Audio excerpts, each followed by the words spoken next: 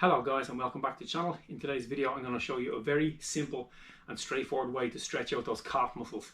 The calf muscles are used by every runner every time they run, and they can be very prone to get little bits of niggles of tension, tightness, or a little bit of fatigue.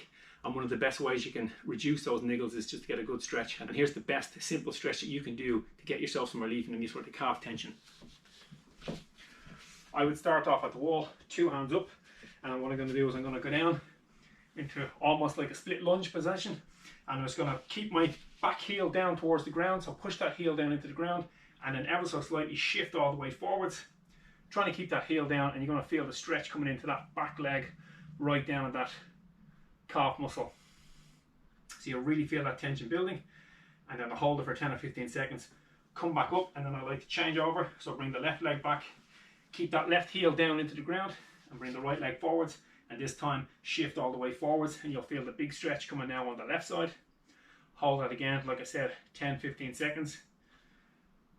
Really pushing that heel into the ground. Let the elbows relax at the front so that the weight shifts forward, and you'll really feel that tension building. Again, just switch it over. What I do this time is when I switch it back, I won't go back as far, so I can now really start to target specific areas of that muscle. So you really feel that coming into the middle of my calf there. Hold that for a couple of seconds, and then I'll change over and get the other side. So again, not as long a stance this time. Hold it there. Really feel that building.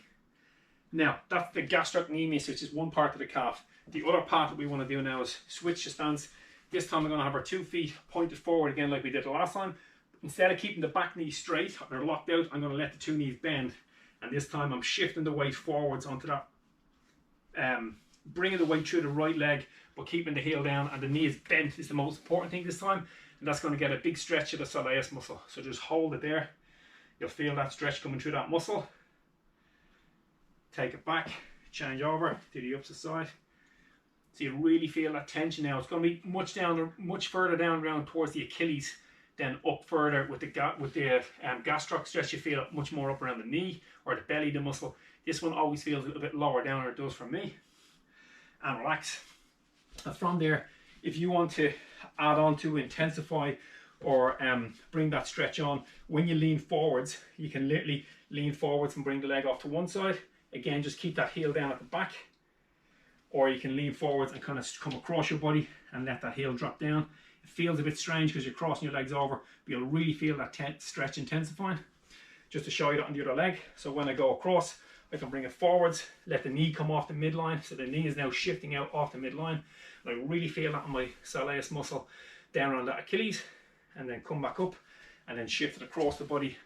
Drop the knee now is coming off the midline, but it's going laterally this time as opposed to medially. And again, I really feel that stretch intensifying down in my lower end of my calf muscle, which is right around that soleus muscle.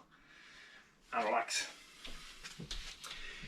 I would always do those calf stretches if I've done any sort of hill work, so if I've done any hill repeats, if I've done any hill blasts, or if I've been out for a long run and there's been a little bit of undulating or a little bit of climbing in it.